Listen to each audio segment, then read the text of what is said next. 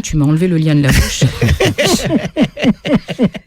Je voulais qu'on parle de l'avenir de Mayotte et quelles étaient les revendications. Et quand on a prévu cette émission, on n'était pas au cœur de l'actualité.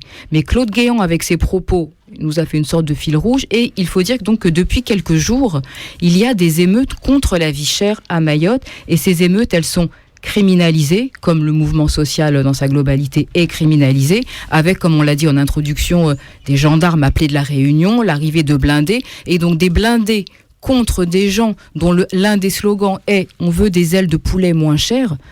Mabawa, les Mabawa. Ouais. Comment on les appelle là-bas? Les ailes de poulet, c'est Mabawa. Mabawa, la prochaine fois, je le dirai. C'est facile à prononcer, Gisèle, s'il te plaît. Mabawa. Je veux des Mabawa. Nous voulons des Mabawa moins chers.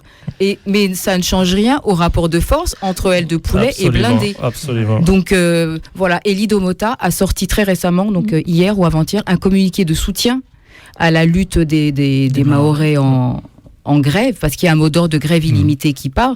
Donc, est-ce que c'est pas, en fait, on parlait tout à l'heure de nouvelles pistes de solidarité, est-ce que la solution ne serait pas dans une unité entre toutes les colonies françaises qui restent, qui est une sorte de LKP géant qui s'empare du problème? Aux Antilles, on a assisté donc à la montée fulgurante d'Elie Domota. Tout comme en Nouvelle-Calédonie avec l'USTKE. Oui. En espérant qu'à Mayotte, qu'il y ait un syndicat, parce que ce type de syndicat, ils ne font que défendre les droits à la vie, les droits à une vie décente de la population. Et je pense qu'il y a eu aussi en 2009, après la fête de l'UMA, il y a eu un grand rassemblement à Place de la Nation ici, où tous les peuples colonisés se sont retrouvés. Oui. Nous, on a apporté, dans le cadre du collectif des associations et des amis des Comores, on est intervenu, mais c'est pas dans le sens que les autres attendaient.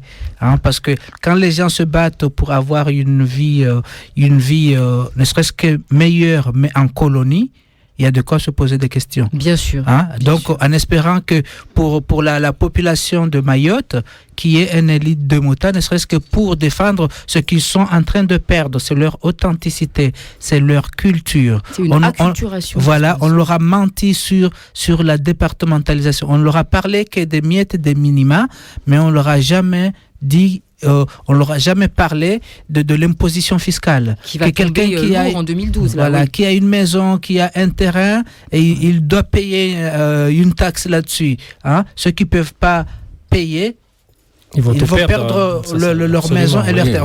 Tout ça, et c'est pour cette raison. Et là, même si je ne dois pas le rendre hommage en tant que ministre des colonies, Yves Jego a démissionné pour cette raison, parce qu'il s'est rendu compte qu'on a menti aux Mahorais. Vous voyez, on leur a tout parler de ce qu'ils vont recevoir, mais jamais de ce qu'eux, ils vont perdre. Même la loi cadiale, puisque Mayotte et les Comores, c'est musulman, le cadi, il est là pour régler les affaires courantes de la vie de couple et religieuse.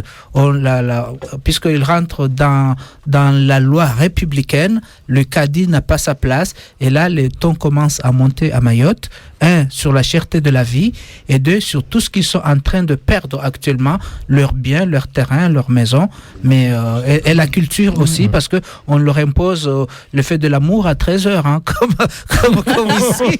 Vous voyez, ce genre de trucs qui viennent des États-Unis, et la vie commence la culture commence petit à petit à s'occidentaliser, à se mondialiser dans le mauvais sens, justement, parce qu'ils ne fabriquent rien, ils ne font que recevoir. C'est la propagande d'État pour garder ces dernières colonies, en fait. Tout à fait. Il y a un point que je voudrais juste souligner là-dessus. Bien sûr. C'est qu'il y a une augmentation de la population, parce que l'État français, dans sa logique coloniale, veut équilibrer la population.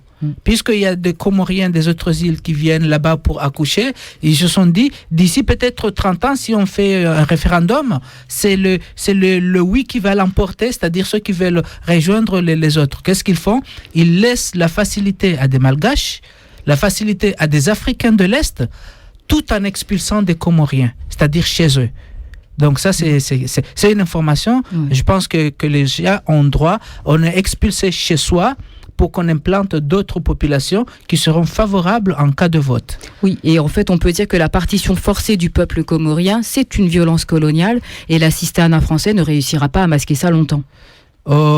Inéluctablement, Mayotte reviendra dans son giron naturel parce que à cause du poids colonial, parce que les gens là-bas commencent à comprendre que tout vient d'ici et c'est toujours le colon qui est le chef.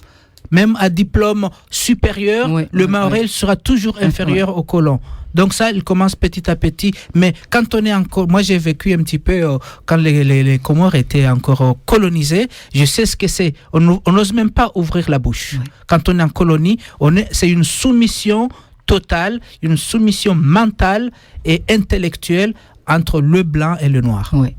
Et est-ce qu'on peut dire que la mayotisation, puisque c'est un mot qu'on emploie, c'est une sorte de version revue et corrigée de la partition prévue en Algérie pour asseoir la domination coloniale ? Alors, le colon français en Algérie a essayé, donc, il y avait 12 ou 13 départements en Algérie. Oui. Et d'ailleurs, avant de répondre, je répondrai après. Donc, il y a eu un vote pour l'indépendance. Les Algériens, ils ont pu sauvegarder ou protéger l'intégrité de leur pays. Hein? Donc, c'est toute l'Algérie qui a accédé à l'indépendance. Et la mayotisation, c'est justement cette politique de vouloir saucissonner un pays qui veut accéder à l'indépendance. Donc, en gros, Mayotte est devenu un laboratoire colonial puisqu'ils ont voulu faire changer la constitution par le droit du sol. Les gens qui sont nés à Mayotte, ils ne doivent pas avoir la nationalité automatiquement, comme ici. Ça a échoué, ça a levé un tollé en France. Heureusement. Hein, voilà. Et maintenant, ils vont aussi expérimenter d'autres choses. Oui. Donc là, vous voyez, quand on regarde un petit peu de loin la Nouvelle-Calédonie, le nord et le sud, les Kanaks et les Caldoches, vous voyez, j'ose espérer que les institutions internationales voudraient bien protéger ce pays le jour où les Kanaks ou les Calédoniens voudront accéder à l'indépendance, que ce soit le pays en entier et qu'ils ne subissent pas le même sort que les Comores. Oui, parce que excuse-moi de couper là, j'en profite parce que il a évoqué la Nouvelle-Calédonie où dans ma lutte aussi je milite beaucoup pour d'ailleurs dans l'album j'ai une chanson qui s'appelle Kanak Europe, l'espoir Kanak. Il y a une belle phrase, une formule de Jean-Marie Djibao qui s'appelle la démocratie du coucou. Je ne sais pas, vous l'avez déjà entendu, Nils, peut-être. Et la démocratie du coucou, c'est-à-dire que c'est la personne qui s'installe chez vous, qui s'installe chez vous, puis au bout d'un certain temps, il demande un référendum pour statuer ou déterminer à qui appartient la maison. Voilà, juste en parenthèse.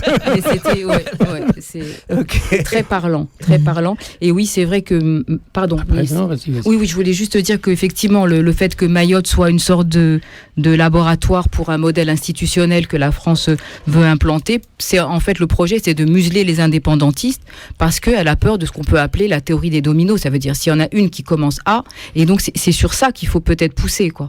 Et Nils voulait prendre la parole. Non, c'est seulement, je crois que la départementalisation, c'est la forme la plus achevée du colonialisme. Oui. Hein.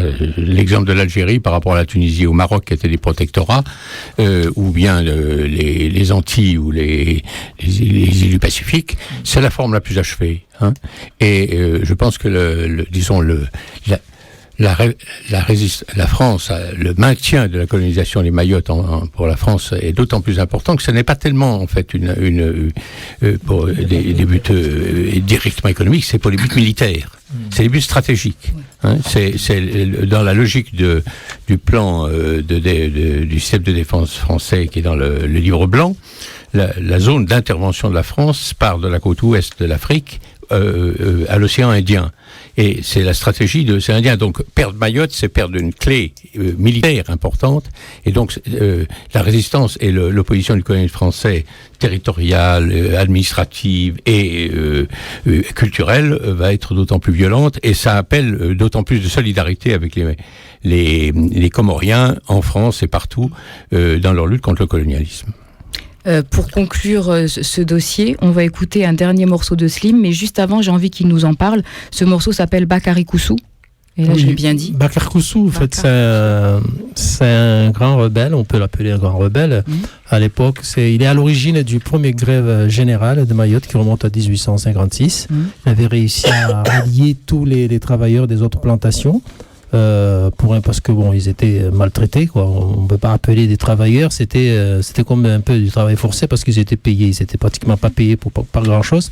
Puis un jour, ils en ont eu marre. Il a réussi à rallier tous les autres travailleurs des autres plantations et ils ont déclenché un mouvement massif qu'on appelle la révolte de Bakary Koussou et qui avait bien marché parce que l'île était paralysée pendant pratiquement quelques mois. Et il a été fusillé en place publique pour que ce genre de situation ne se reproduise plus. Et là, on voit qu'effectivement, l'histoire se répète. Moi, j'ai connu une grève des enseignants en 1993. Ouais.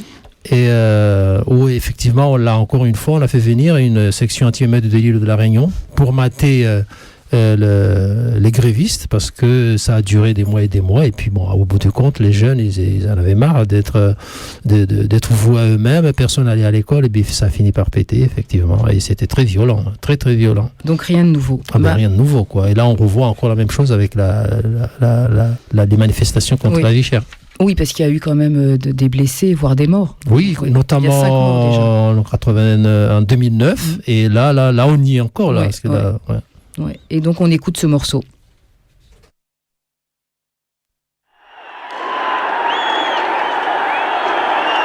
« 1856.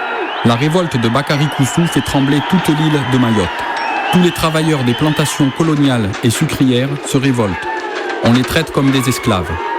Avril 1993. Mayotte est à feu et à sang. Les autorités de l'île ont laissé pourrir la situation. Pourtant, il existe des solutions pour sortir de la crise. Les jeunes, livrés à eux-mêmes pendant des mois, finissent par craquer.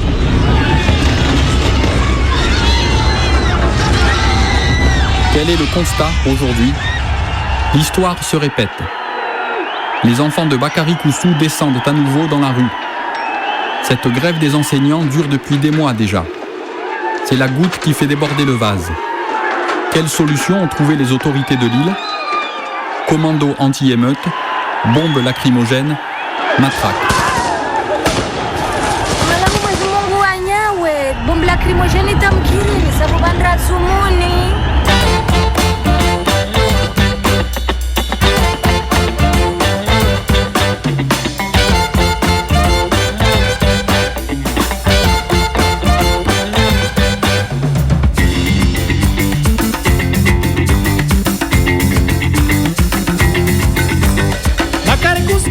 Hanari himerda imajana fanimaya mungi arrive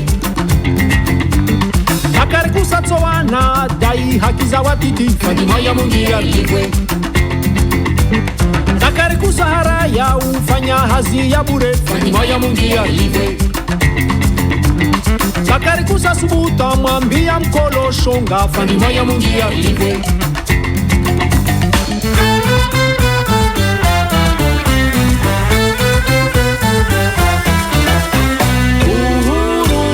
Sou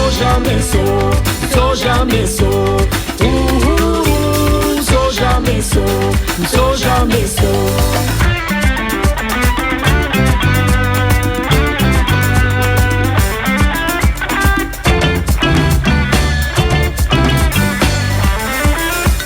Bakary Koussou, go down, Bakary Koussou.